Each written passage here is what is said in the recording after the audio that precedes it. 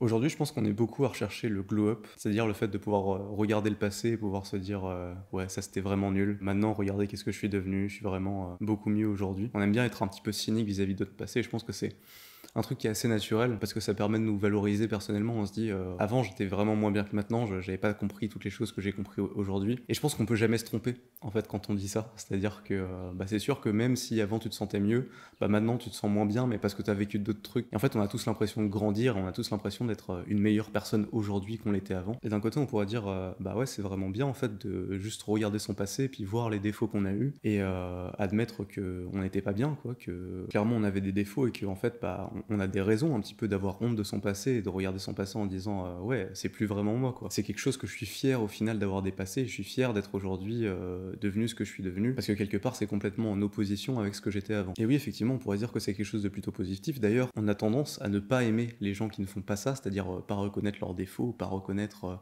le fait qu'ils ont tort, pas reconnaître qu'en fait ils font pas les choses correctement. Et je pense qu'en fait c'est pas exactement ce qui se passe. Je pense qu'en fait on est très très fort pour reconnaître nos défauts et on est très très fort pour les voir. Et je pense qu'effectivement ça peut être un problème de pas se remettre en question. Mais je pense qu'aussi c'est un autre très gros problème de constamment se remettre en question et de constamment savoir que bah, dans son passé on n'était pas bien quoi. Constamment juger son passé, je pense qu'en fait c'est quelque chose de très négatif. Et bah, c'est un petit peu la raison par exemple pour laquelle je fais toujours des vidéos sur cette chaîne là en particulier. C'est parce que c'est un choix que j'ai fait personnellement d'accepter le passé et de me dire cette chose-là, ce moi différent, ce moi que j'étais avant, en fait quelque part c'est toujours un petit peu moi, quelque part ça exprime aussi qui je suis. Et en fait si j'avais pas fait ça, si j'avais pas décidé de publier sur cette chaîne et que j'avais, je sais pas, décidé de publier sur une autre chaîne pour recommencer tout à zéro et me dire bon ok cette fois-ci là je vais faire un truc qui me ressemble vraiment, bah, je pense qu'en fait j'aurais pas réussi. Je pense qu'en fait il y aurait des choses que j'aurais pas pu comprendre sur moi et peut-être que de nouveau j'aurais été dans la même boucle de me dire ah je comprends pas ce qui marche pas, je comprends pas pourquoi j'y arrive pas, je comprends pas pourquoi je suis démotivé, etc. Comme on a toujours en nous cette idée qu'il faut absolument se distinguer de son passé, qu'il faut absolument devenir une autre personne, je pense qu'on oublie en fait qu'on est déjà quelqu'un et que qu'on le veuille ou non, bah, on est un petit peu la source de qui on avait été avant. Et ça peut être très dur de se rendre compte de ça parce que justement on se dit mais si j'aime pas mon passé et que j'aime pas mon présent et qu'au final bah, c'est moi quand même, c'est-à-dire que même si je me sens pas bien aujourd'hui, ça veut pas dire que je suis en train d'évoluer.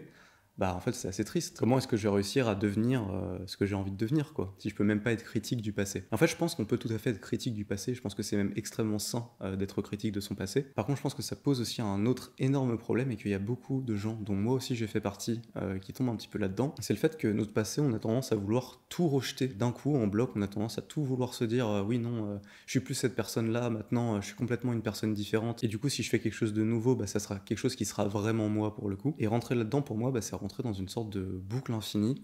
On va toujours s'en vouloir de faire les choses comme on veut et on va jamais avoir une sorte de constance interne, de cohérence interne sur bah, qui est-ce que je suis, qu'est-ce que je fais, parce qu'au final ce qu'on commence à faire bah, c'est toujours des projets où à un moment donné on va douter sur ces projets-là, à un moment donné on va se dire bah, ok j'ai commencé ce projet-là en pensant telle chose et là aujourd'hui je suis dans ce projet-là et je pense telle autre chose. Bah, en fait ça se trouve c'est parce que moi avant j'étais nul, moi quand j'ai commencé ce projet j'étais nul et j'avais aucune idée des conséquences. Et maintenant que je connais ces conséquences, en fait, je vois à quel point j'étais naïf et je vois à quel point je suis devenu une personne différente aujourd'hui. Bah, je suis légitime un peu à laisser tomber et à trouver quelque chose de mieux. Et on voit qu'on est toujours dans ces questionnements d'esthétique, d'éthique et de devenir, mais c'est les questionnements qui m'intéressent en ce moment, donc c'est de ça que je parle.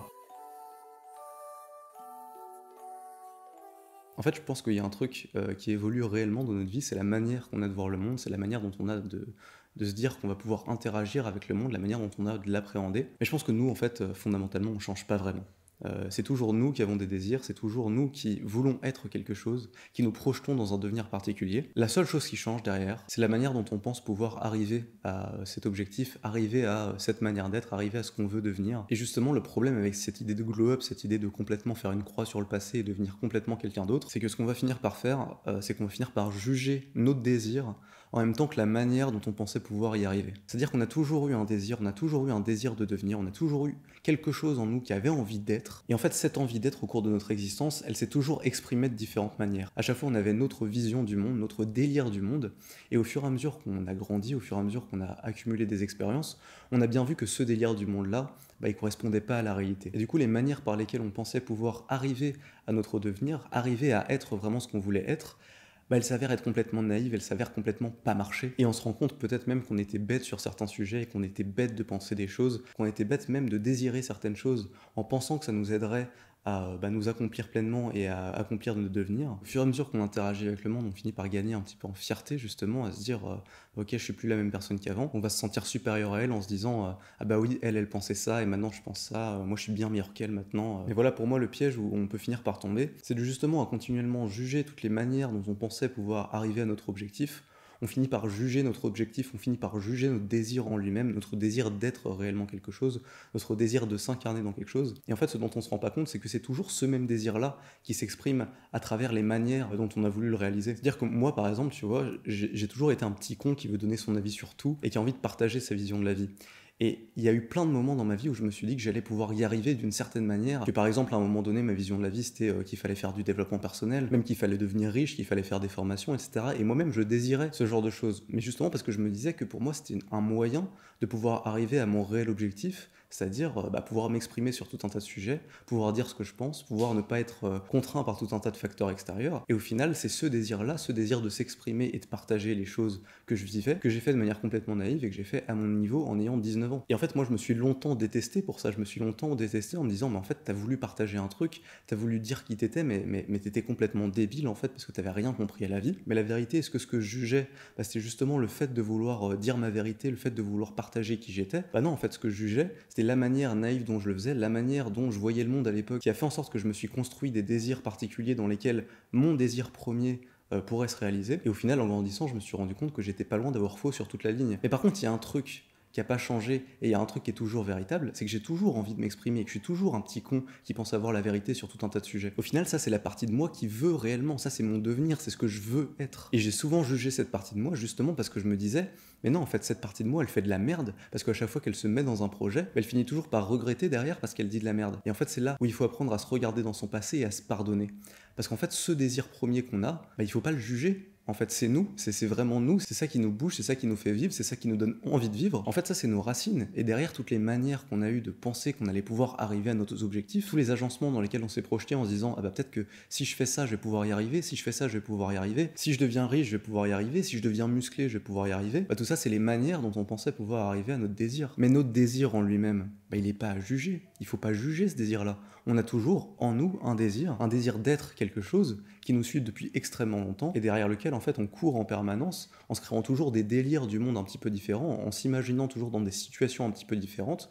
On pourrait s'autoriser à penser qu'on pourra devenir comme on veut être dans cet agencement-là. Et c'est pour ça que justement je suis contre cette idée de renier son passé. Pour moi, il faut pas renier son passé. Il faut justement chercher à voir ce que à l'intérieur de nous il y a encore de notre passé et au final qu'est-ce que notre passé dit de nous, sur nos envies, sur notre désir. Et une fois qu'on a compris qu'est-ce que c'était ce désir-là, qu'est-ce que c'était qu'on cherchait continuellement à atteindre, bah là oui, on peut se regarder un petit peu de haut en se disant ah, moi je pensais que le monde il fonctionnait de cette manière-là à ce moment-là et j'ai cru que j'allais pouvoir y arriver de cette manière. Maintenant, j'ai peut-être un petit peu grandi. Par contre, j'ai toujours ce désir à l'intérieur de moi. J'ai toujours cette envie d'être quelque chose et je me rends compte que en fait, je peux pas faire autrement que de continuer à le poursuivre aujourd'hui. Si je veux pouvoir devenir qui j'ai envie d'être d'une manière ou d'une autre, il va falloir que je sois avec la vision du monde que j'ai actuellement et qu'au fur et à mesure que je continue à être, que je continue à performer dans ce désir qui m'appartient réellement, j'accepte que ma vision du monde change, j'accepte de voir que je suis naïf en fait encore sur beaucoup de choses, j'accepte de voir que je suis pas encore parfait, j'accepte de voir que au moment où je me suis lancé, j'avais une vision complètement différente du monde que celle que j'ai actuellement. Mais par contre, il y a un truc que je remets pas en question, c'est le désir que j'avais à ce moment-là, c'est l'envie d'être quelque chose que j'avais à ce moment-là. Et ça là-dessus, il faut pas se juger. Pour moi, c'est extrêmement important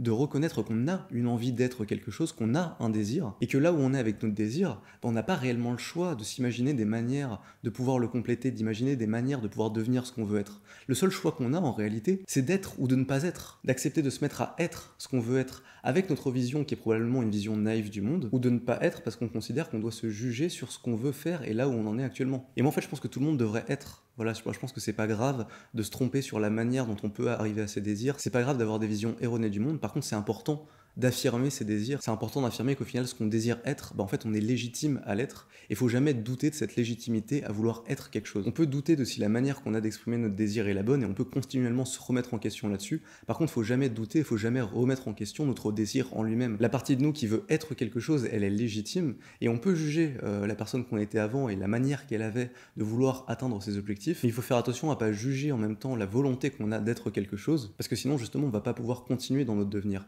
Et on va avoir du mal à comprendre aussi c'est quoi qui nous façonne, c'est quoi qui nous rend humains, c'est quoi qui nous motive réellement, si on n'est pas prêt à accepter que justement toutes les clés qui nous permettent de savoir qui on est, en fait elles se trouvent déjà dans notre passé, et on a déjà les réponses dans notre passé. Pour ça que moi je dis, il faut pas chercher à glow up, il faut chercher à grow up. Comprendre que le passé c'est nos racines, et qu'en fait peu importe la forme de l'arbre qu'on a imaginé à un moment de notre vie ou pas, on peut pas réellement renier ce qui nous a fait. Au final, cette forme de l'arbre, elle est faite pour évoluer avec le temps. On peut choisir d'oublier la forme de l'arbre qu'on voulait au début, mais si on décide de renier nos racines et de faire sans, à la fin on peut plus pousser et on n'a plus d'énergie pour continuer à grandir.